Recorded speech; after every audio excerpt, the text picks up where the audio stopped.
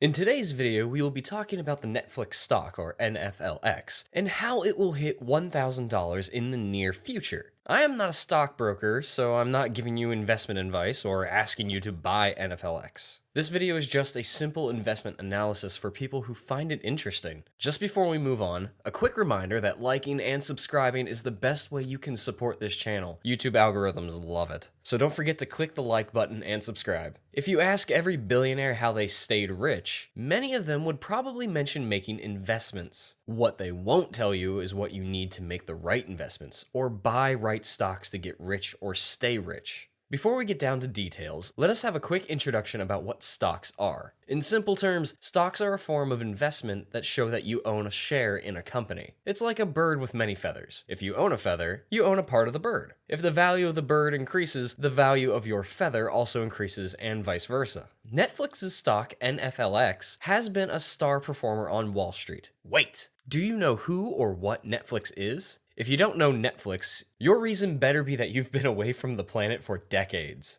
If you just heard about Netflix, it's not a big deal. We have to talk a little bit about history anyways, so keep your ears open. Netflix started as a business model that included renting and selling DVDs by mail. It was founded in 1997 by Reed Hastings and Mark Randolph in Scotts Valley, California. After about a year after the company was established, the focus of the company shifted from DVD sales to rentals. In 2007, Netflix expanded its business by introducing streaming media while keeping the DVD and Blu-ray rental business. Netflix is probably the biggest streaming platform on the planet that offers over-the-top media services and subscription-based videos on demand. 40% of Netflix's videos are original Netflix productions. As of July 2021, Netflix has over 209 million subscription-based users and is available in every part of the world, except China, local restrictions, North Korea, Syria, and Crimea, due to the US sanctions. NFLX has performed superbly well on Wall Street. The company started the streaming business in 2007. Since then, the value of the stock has risen by almost 2,000%.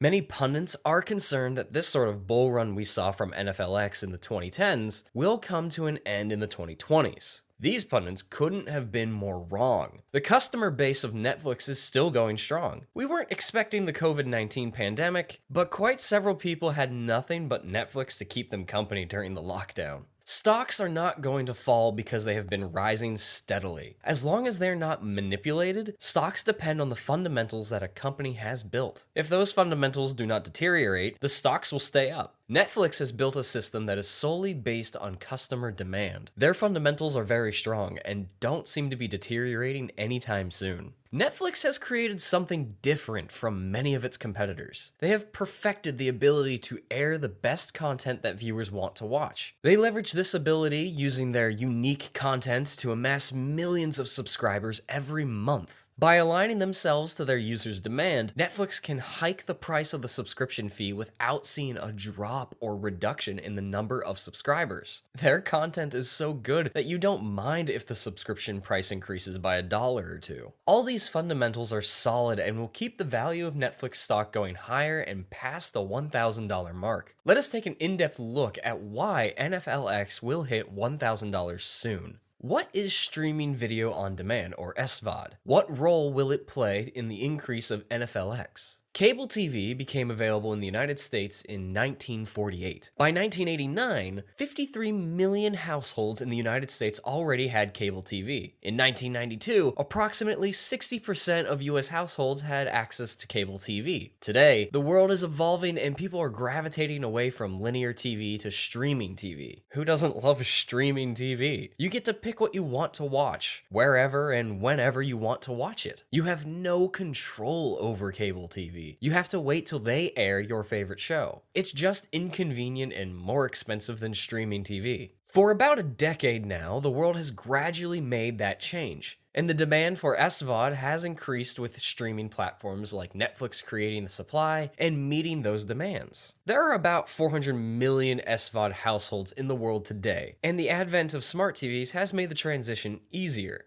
400 million is a small number, seeing as we have about 1.7 billion households in the world. But this only tells us that streaming video on demand still has a long way to go before it is maxed out. The number of SVOD households might increase to 1 billion by the end of the decade. Netflix is dominating the streaming video on demand industry, and for the next 10 years, this industry and Netflix customer base will continue to grow steadily. The only direction NFLX will be going for the foreseeable future is up.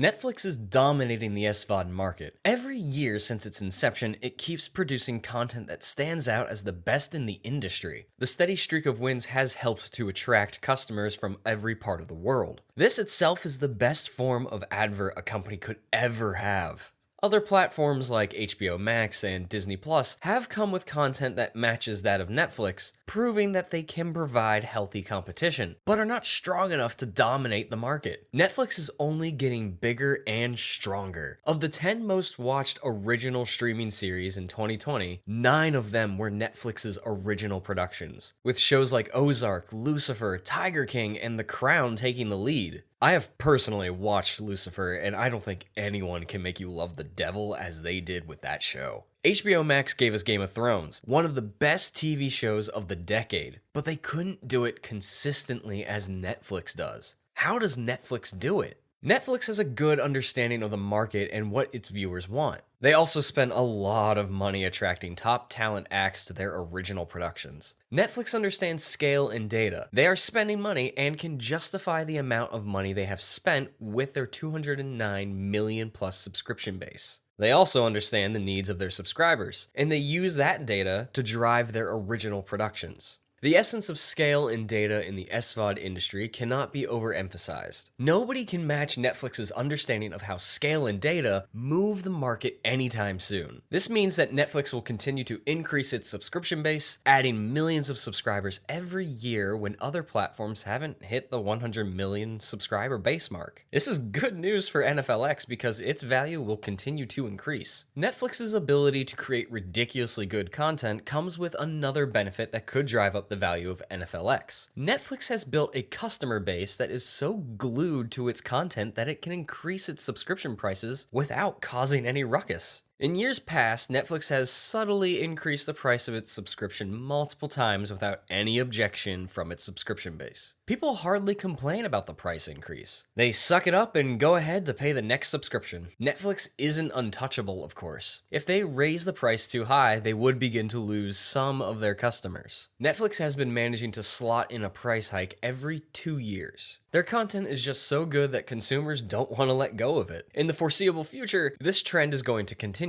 I mean, 9 of the top 10 original streaming TV shows came from Netflix. Would you give that up because you couldn't pay an extra $1 or $2? Netflix might continue to add $1 to their subscription every other month. You might be asking, what does this have to do with Netflix stock? One of the underlying drivers of NFLX rise in the last decade is the dynamic of a robust revenue growth and margin expansion. If Netflix keeps increasing its subscription price, this would mean that they gain hundreds of millions of dollars in revenue without increasing their running costs. This is very important to the value of NFLX, as each price increase is marginally additive. The awards season of 2021 was dominated by Netflix. On September 19th, Netflix shows took home with them a total of 44 Emmy Awards from the Television Academy. It won more awards than any other company. On April 25th, Netflix won more awards than any other studio at the 93rd Academy Awards. It picked up 7 Oscar awards, but didn't snag any awards in the Best Picture and Acting categories. For productions like The Crown, The Queen's Gambit, and Ma Rainey's Black Bottom, it won 14 awards. Netflix has also won awards from the Producers Guild Awards. All of these awards are a testament to the quality of content that Netflix creates, and news about them drives up NFLX. When Netflix sold its first stock at an initial public offering, or IPO, it sold for $15 per share. In the following months after the first sale, the price dropped by more than half. Any sane person would immediately salvage what value of shares that they had left and sell it. If they had bought 1 share of NFLX back in 2002, you would now have 14 shares today. This is because Netflix has split twice since its IPO launch. The first was a 2-for-1 split that happened in 2004. The second was a 7-for-1 split that happened in 2015. So, if you were lucky enough to have bought $5,000 worth of NFLX at its IPO, you would have obtained 333 shares at the time of its IPO launch. If you held on to that stock as of 2015, you would have 4,666 shares. At the time of making this video, NFLX is worth $639.35. If you still held on to that $5,000 worth of NFLX since 2002, you would have almost $3 million today. You are already a millionaire. Time travel is not a thing yet, so you can't go back in time and tell your younger self to use his life savings to buy NFLX, so you would be a multi-millionaire today. It is sad. Just like me, everyone wishes that they had bought Bitcoin and kept it when it first became popular. You cannot go back to buy NFLX now, but it shows a lot of promise for the foreseeable future. Soon, NFLX is expected to hit and surpass the $1,000 price. With a great strategy for producing content and customer demand that is not going anywhere anytime soon, NFLX is going nowhere but up. That's it for today's video. If you haven't clicked the subscribe button or given us a like, you can do that now. It goes a long way. Much longer than you think, and it doesn't cost you anything. Have a great one.